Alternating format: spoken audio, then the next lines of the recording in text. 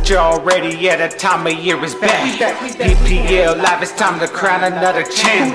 2023 to 24, it's going down. Lots of competition, only one can wear the crown. Hope that you're already, yeah, the time of year is back. PPL live, it's time to crown another champ.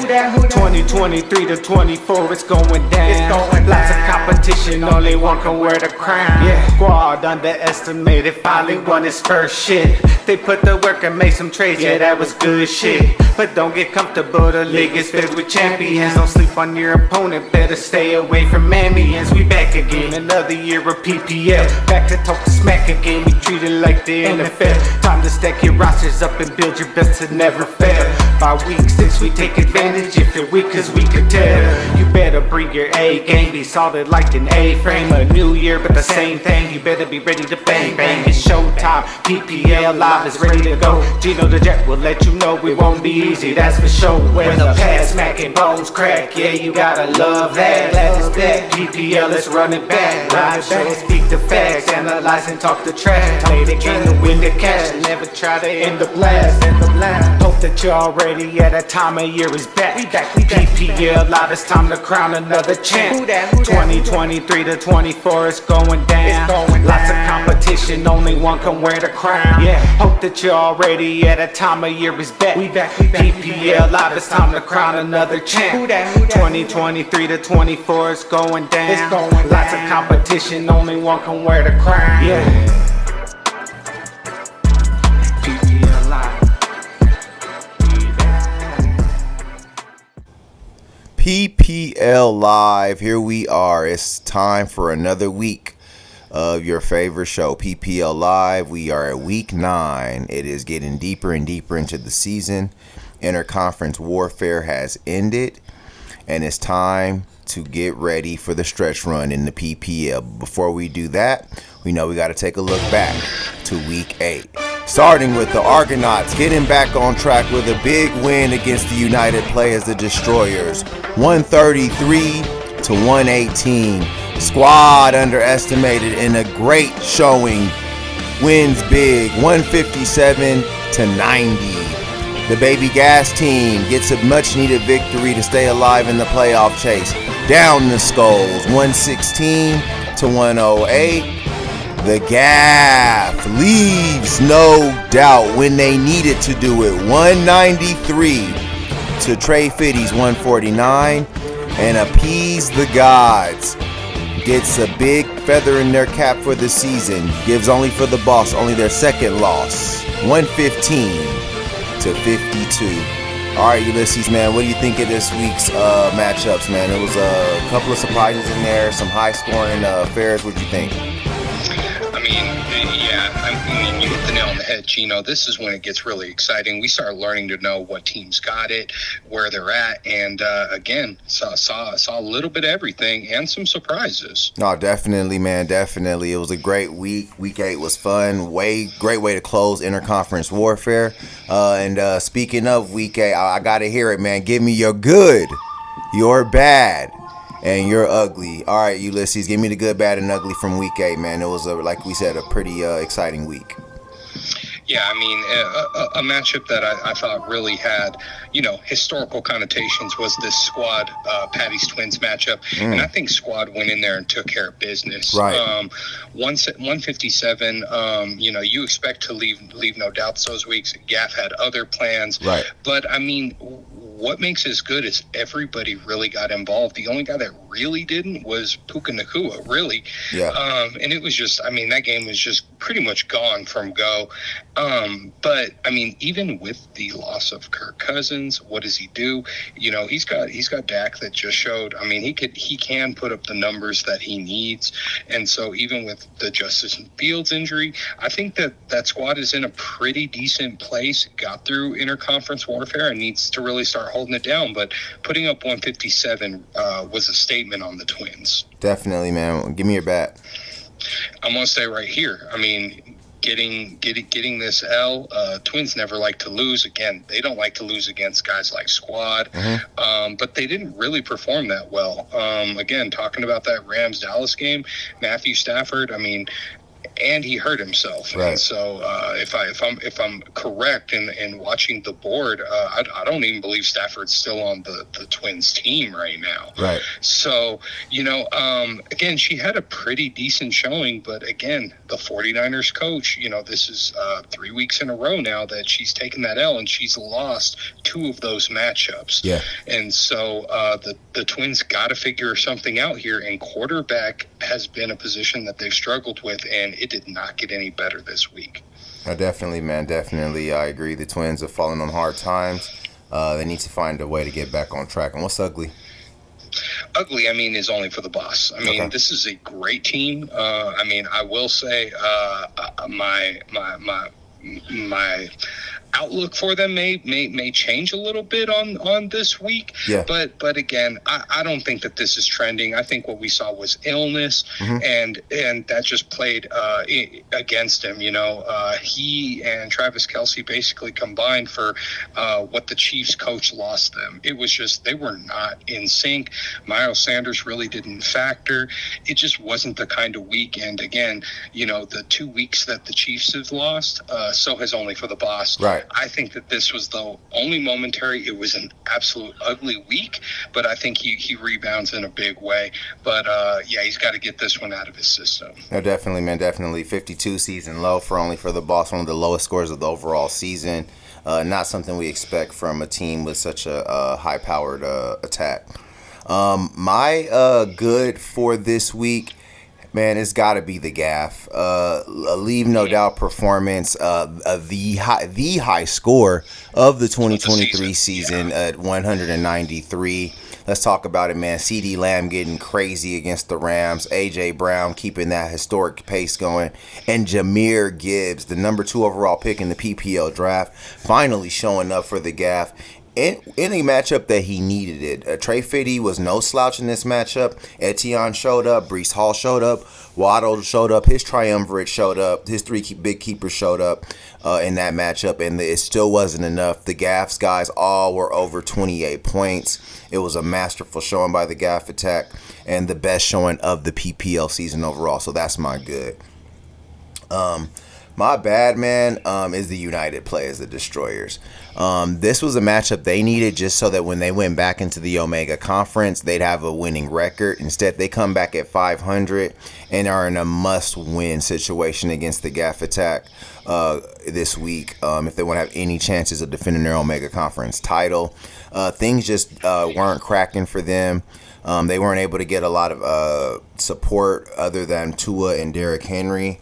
Their defense and their kicker accounted for like 30 points. That's never going to be, and you still lose, and you only get to 118. That's never really a good week from the rest of your team. Only bad for the United Players because they're still in the thick of the playoff race, but it's bad for their Omega Conference title outlooks, and I'm sure that was something that they were looking to defend this season.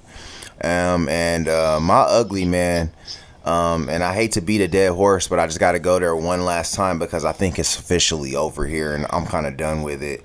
It's the Skulls, man. Looked great after Thursday night. Everything looked great. Ownership looked pretty confident Saturday night, and then Sunday came.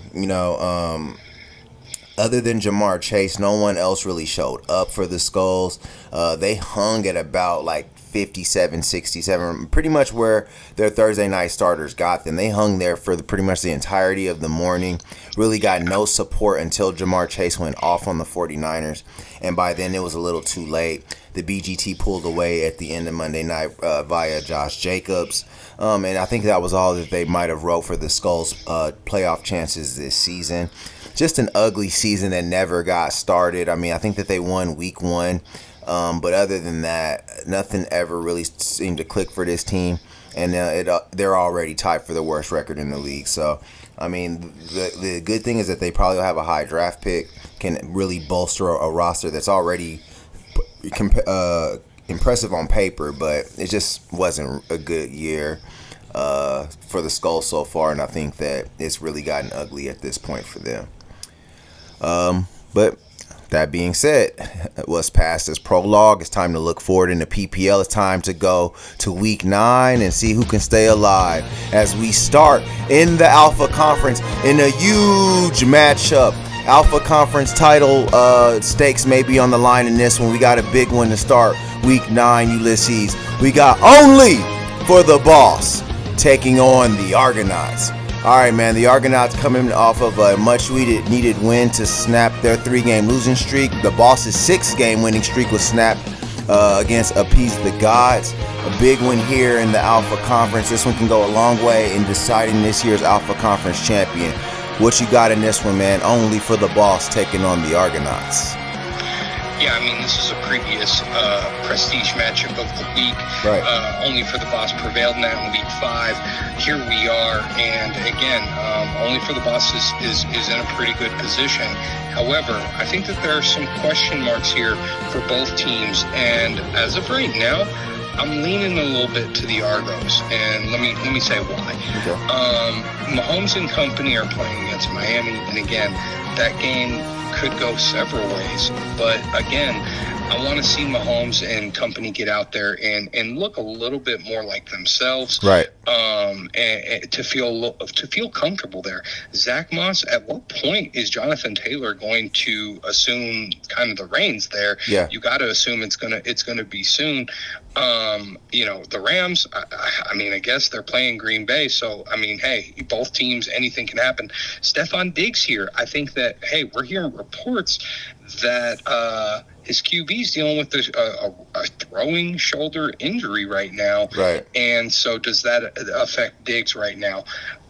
Christian Watson, again, I wouldn't trust anybody in Green Bay. Mm-hmm. And again, that Chiefs-Miami game, that's going to be highly competitive. When I look at the Argo, Justin Herbert really hit a stride last week. Right. And I think that it continues against a very beatable Jets team. Things are gelling in Dallas. Gus Edwards showed what he could do. 2 weeks in a row, man.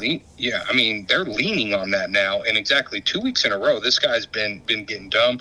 I like the energy out of Las Vegas with the move, getting Josh McDaniels out of there. I know you like that AP move, man. AP's in the house, and I mean, that says something. I mean, this is a guy who likes to get rah-rah. Exactly. Has rings, has reached it. So I'm excited to see it. And Gabe Davis finally making an appearance. But again, what's that look like with the with our boy? Yeah, because I mean, it doesn't hurt the Argo as much. They can drop Gabe Davis out that lineup quicker than the Boss can drop Diggs out.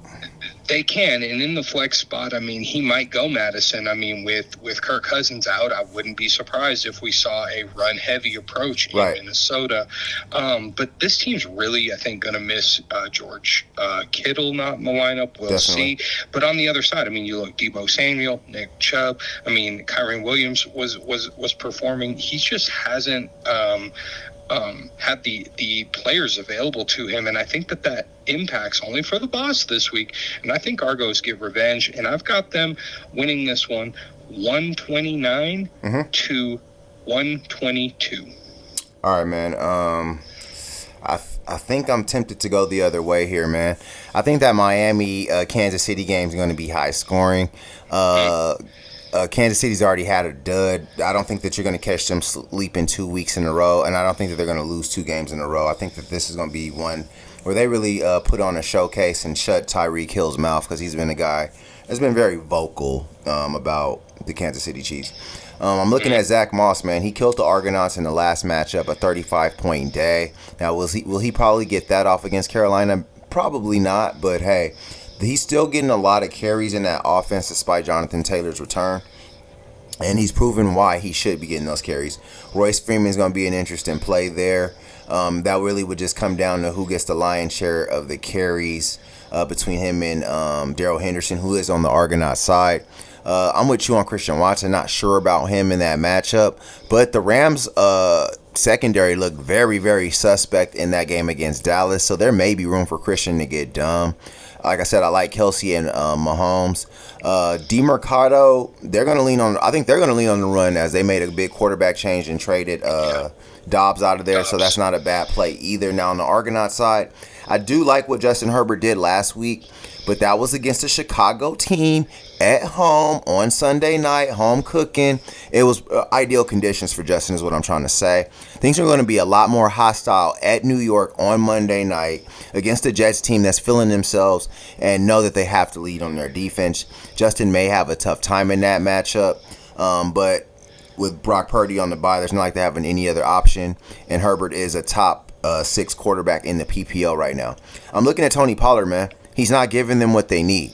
I mean, 6 points this week. I told you my Zeke theory here. Tony looks like he's a great guy in a committee, but he needs a thunder guy to his lightning. I have liked what Gus Edwards has been doing the last couple of weeks, but he's questionable right now, and Baltimore is known to shuffle those backs around for no rhyme or reason. Kupp and Adams have both been non-existent. I mean, they accounted for, I think, like 7 points combined in a week that they put up 133. Now, you would think that that's encouraging. In fact, that's kind of not encouraging because eventually he's going to need those guys, and if they can't muster the points that's needed, the Argonauts aren't going to go anywhere. Like the Gabe Davis appearance, but I think that's going to be contingent on Josh Allen's health. At the end of the day, Big Ball's trying to go with that Cowboys D, but we'll see how that looks. Ravens have a competitive game against Seattle. It's just going to be a tough one to predict. It's going to be a fun one in this one, but only for the Boss has had some magic against the Argonauts the last couple of years, and that's what's kept them at the top, and the Argonauts not quite there. And I think that continues. I got only for the Boss getting this win, 127 to the Argonauts 119. And moving on to our next matchup, we go into our interconference matchup of the week. Alpha versus Omega continues for these two teams. We got a big one for Patty's Twins taking on the Baby Gas team. All right, man, Patty's Twins need this one. They're on a 2-game slide right now. This is a matchup that I'm sure that they are expecting to win. The BGT got back on track, 3-5, could easily be 4-4, could easily be 5-3. Man, we talked about that in production. But at the end of the day, this is a big one in the interconference matchup. Twins BGT, what you think? Yeah, I think that this is going to be a highly competitive matchup, but I ultimately think that the Twins match up well here. Okay. I like the Derek Carr pick at home with Chicago. Eckler, I think Eckler factors into that Jets game. You know, going into that field and potentially having weather working against you. We're starting to get into winter. Right. I think that they lean on that. Again, said it earlier. I think Jonathan Taylor. I mean, got to get going. I mean, Carolina coming off a win, they're probably feeling themselves. Right. Indy needs to go in there and show them what's up. Keenan Allen should factor. Addison, man, I've been saying it since go. He's been impressive, bro. I mean, very he's impressive. Probably my Rookie of the Year candidate as of right now. Okay. I'm with CJ Stroud, but I feel where you're going. No, Jordan Addison has been producing, man. And I mean, hey, the injury factors on this. Yeah. But I mean, hey, the guy's still catching the ball and he's performing. Now let's see what happens with the quarterback shakeup. But first half of the season, he's looking like a guy. Yeah.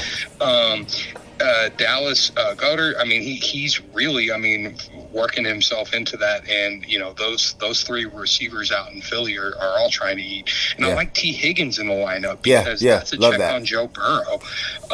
Steelers, aren't a great team, but their defense is built for PPL defensive scoring. They get at the quarterback. Yeah. They're making things happen, and again, they're playing a guy that's feeling himself coming off of a career opener. Yeah. I think what may catch them up is a 49ers coach, but hey, they've been rolling them and losing the last few. So I would say, hey, maybe don't play him right now. Let that chill, especially if BGT is going to roll with Texans coach. Okay. I think he has better options out there. Again, like what Joe Burrow did last week, and figure that he's gonna keep that going this week. I think Josh Jacobs is in a favorable matchup, and he won the game last week.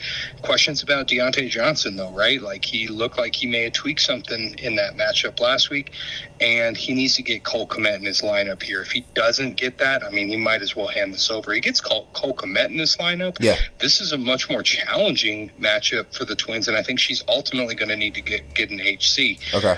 Mike Evans is good to go against the Texans, and again, bold move, rolling that Dolphins D. That could be a boom or bust move. Okay. And right now, I think it's just a bit risky. I think he could make the moves to win this matchup, but as it stands, I think the Twins prevail in this interconference matchup.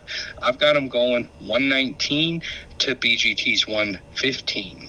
All right, man. I'm going the other way in this one also, man. Joe Burrow turned it over. Another leaf. He's looking like the Joe Burrow of old.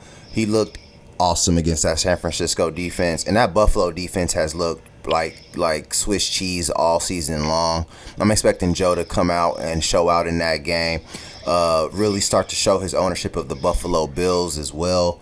I'm looking at Josh Jacobs also against that New York Giants defense. This is a great matchup for him. I think AP is going to instill a lot of more toughness into that team. He's going to get these guys rah over these next couple of games, and I'm expecting them to come out hard against that New York Giants team, and I'm expecting Josh Jacobs to get a lot of carries out of the gate, especially with them starting a rookie quarterback.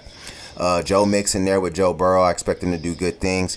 I know what you're saying about Deontay Johnson, but it's a short week, man, and he has no injury designation, and it's in the games tomorrow.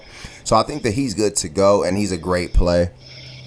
Adam Thielen is the number one receiver in Carolina, and he just continues to produce. I'm with you on Cole Kmet. He's got to get him in the lineup. And the rest of his plays, I like Evans regardless. Not sure about his defense and his coach, but it's only Wednesday. We'll see what he does. On the Twins side, man, the quarterback situation just has not been addressed by the Twins, and I think that's going to be continue to bite them.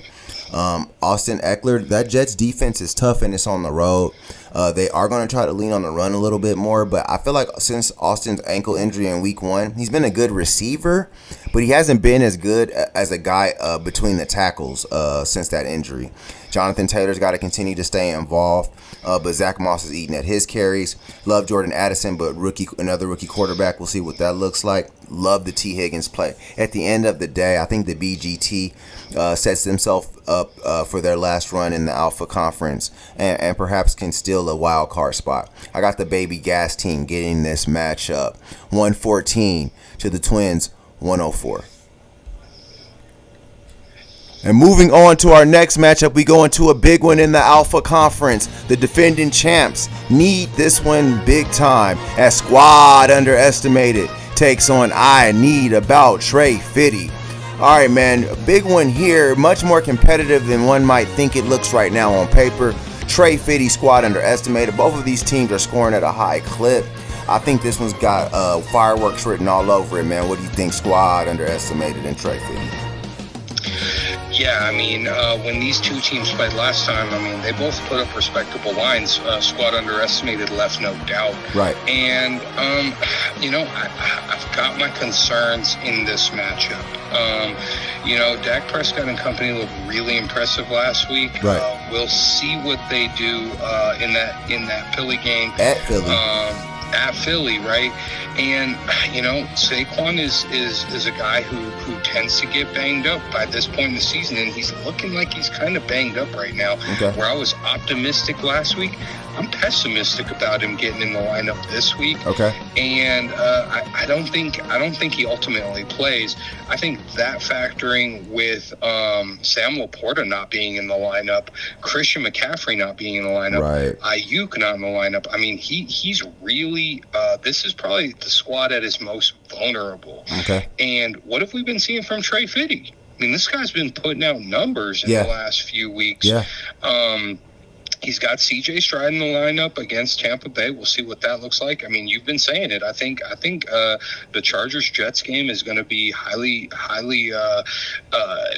interesting to watch as far as what people are expecting versus what we're going to actually see. Yeah, exactly. And I think Breece Hall and Garrett Wilson absolutely factor.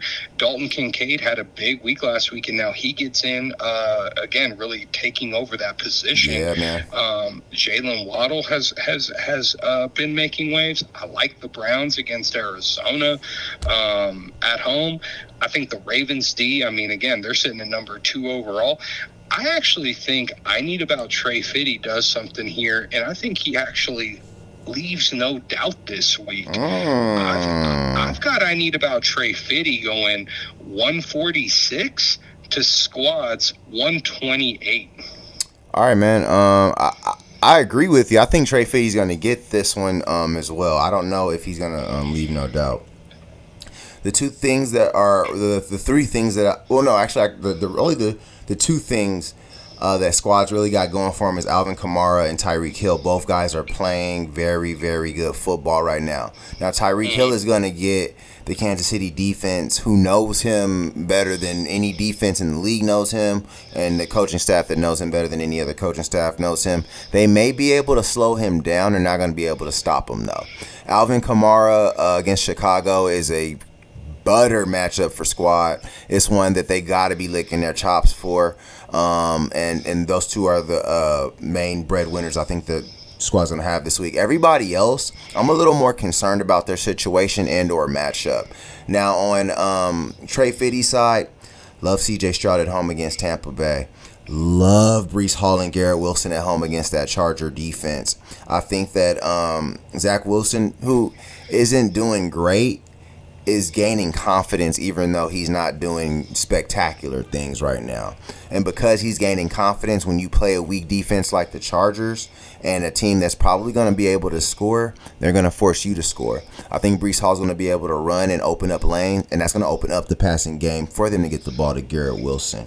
Dalton Kincaid, like you said, we talked about Josh Allen's health. Everything in that offense is contingent on him.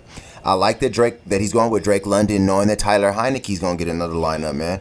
Very, very interesting play. I don't blame him for not trusting Kyle Pitts yet, though. Love Jalen Waddle in that morning game. That's a great trick on Tyreek Hill and that Dolphins coach and the Browns coach against Arizona. I just think that what Trey Fitty's got going here, and that Ravens D against Seattle. Seattle's a team that's going to throw, and they're going to throw into that Ravens defense. They may get a pick six. I like Trey Fitty in this matchup. I like James Cook on Sunday night, especially since our boy's arm is messed up. I think Trey Fitty gets this one, man. Now, I do think the Brandon Cooks and Dak Prescott connection could rescue squad underestimated, but that's a big if. I got Trey Fitty getting this matchup 128 to squad's 121. I think squad's scoring is slowed down without McCaffrey in the lineup. And moving on to our next matchup, we go into the Omega Conference for a huge one for ATG, as we got Appease the Gods taking on the Skulls. All right, man, the Skulls and Appease the Gods. A bugaboo for Appease the Gods over the last couple of years. The Skulls have been able to step in their way and keep them from getting crucial conference victories, man. The same thing Ritter's ugly head earlier in the season. Appease the Gods needs this one if they want any kind of chance at the Omega Conference title, but they also need it just for playoff standings in general. What do you think of this one, man? ATG Skulls. Yeah, I mean, you mentioned it. I mean, in week one, Appease the Gods just failure to launch. Skulls won an easy matchup. Appease the Gods, winners of 2 straight. The Skulls are losers of 3 in a row. I mean, these guys were not in a terrible position a month ago. Yeah, things have really though just been about inconsistent play on that side, and I think that factors today. I mean, he's got a big question mark with Josh Allen, and that factors into his coach, right? If the Bills don't win this matchup, and it's a highly competitive matchup at Cincinnati, it's going to be emotional. I think that's problematic, and as of right now, I think that Cincinnati, the team I saw play last week, I think that they get that win. Yeah. Ramondre Stevenson, I mean, it'd be hard for me to play anybody on the New England offense right now. I like Rashad. I mean, he should have some success against Houston. Yeah. Jamar Chase, it will factor in that game, but Chris Olave, I mean, he's kind of gone in and out for that offense. I think he has potential in this matchup. Yeah. Darren Waller, again, questions of if he's going to be able to go or not. Right. I think when I look at the other side, Appease the Gods, I mean, Lamar Jackson had a down week, but I think, the Seattle game, he should be in a bounce back position. Bijan and company, I'm really excited to see what it's going to look like with Tyler Heineke. It feels like they have a lot of offensive potential that was really limited by quarterback play. I think Raheem's going to be in the game plan against Kansas City. McLaurin and Pittman, I think, are in the lineup because they're getting volume from their quarterbacks. And Devonta made an appearance last week, so we'll see. Right. I think that ATG is probably going to – I mean, he's been moving around on defenses. I think he's – who knows where he's going to end up going. But I like the Saints coach play. And ultimately, I think he just has enough going here to not necessarily get a lopsided win, but a relatively comfortable win. I think he goes 120 to the Skulls 113. All right, man. This is actually a tougher one to pick, but I'm inclined to agree with you. The reason why it's so tough is because the week we start going away from the Skulls will be the week that they have an explosion of some kind of crazy proportion. But, I mean, I got to go with what I've been seeing because that's all I can go off of. And knowing that Josh Allen does have an injured right shoulder, and he is pretty much the heartbeat of the whole Skulls team. I kind of gotta lean towards ATG. Just too many places, too many sources for potential points. I got Lamar Jackson going into a matchup against Seattle. Bijan Robinson against Minnesota, who has a bottom-ranked defense. Raheem Mostert, who I just feel like, I mean, he's actually staying healthy so far this year. I know he's questionable right now, but so far so good, and it's been a huge get for Appease the Gods. Michael Pittman getting into the lineup. I mean, Gardner Minshew can get the ball out of his hands, so Pittman's not a bad play. And I'm just a big fan of Devonta Smith. I'd rather sing his praises on a weekly basis. On the Skull side, man, Rachaad White started to really come into his own. Jamar Chase is starting to wake up and become that number one guy everybody expected him to be at the outset of the year. But Chris Olave goes as that New Orleans team. He is actually indicative of what their team is. Highly inconsistent, not as trustworthy as he should be, about 4-4. Zay Flowers is a good check, but I don't know if it'll make that big of a difference. And in the end, I think that the avenues that ATG can get points are just more prevalent than the ones that the Skulls have. And I got the Gods getting this one. I got Appease the Gods getting this one. 129 to the Skulls 121. And moving on to our prestige matchup of the week, a huge one in the Omega Conference, perhaps a passing of the mantle, a changing of the guard, a moving of the crown. We got the United Playas, the Destroyers, last year's Omega Conference champions, going up against this one's number one runaway team in the Omega Conference, undefeated in Omega, the GAFF Attack. All right, man, big one here. The GAFF coming off of a masterful 193-point performance, the best performance of the overall season of 2023.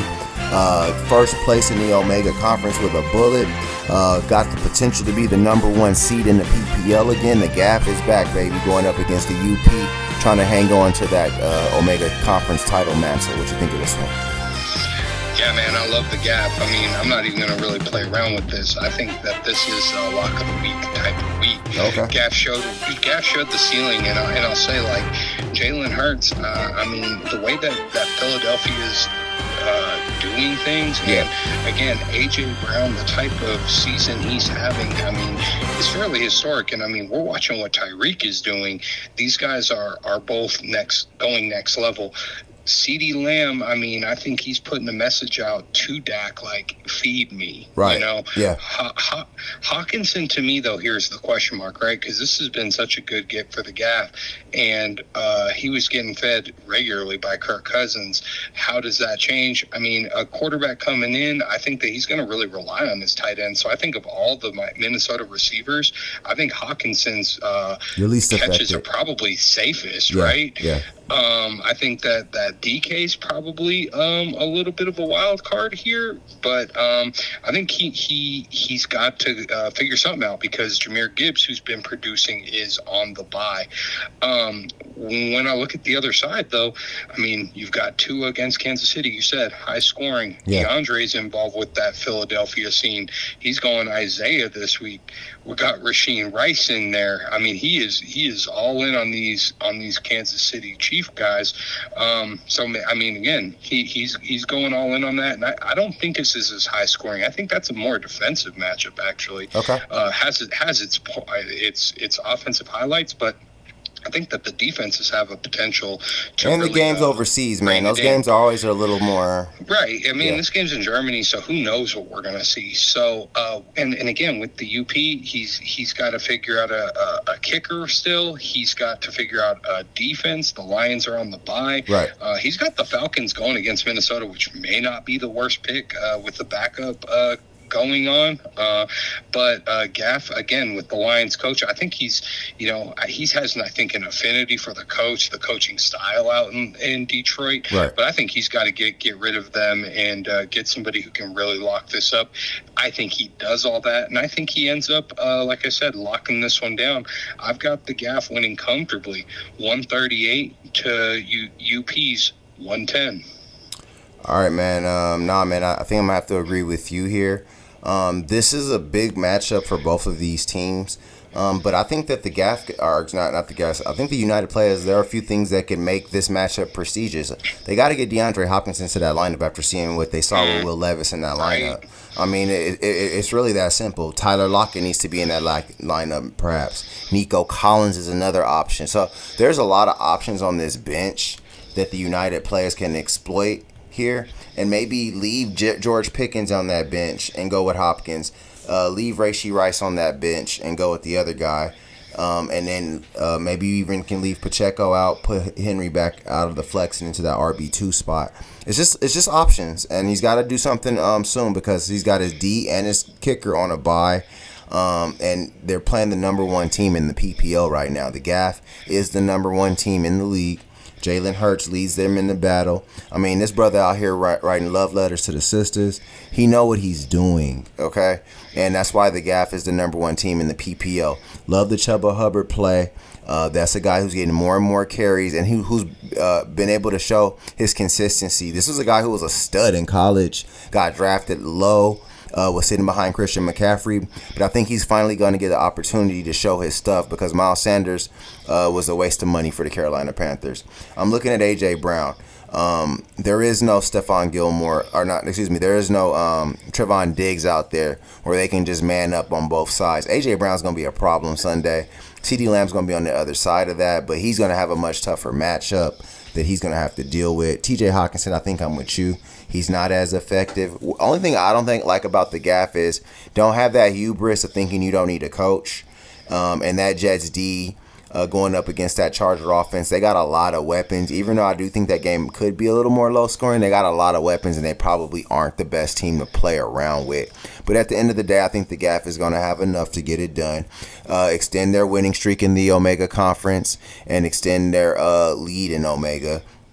And they get this one 135 to the United Players 123. Alrighty, PPLers, thanks for another great week of PPL Live. I had a great time. I hope you guys all did too. Like, comment, subscribe on the page. I want to see the engagement come up a little bit. But at the end of the day, I hope you guys enjoyed the show. Good luck. Have a good weekend. And may the odds be ever in your favor.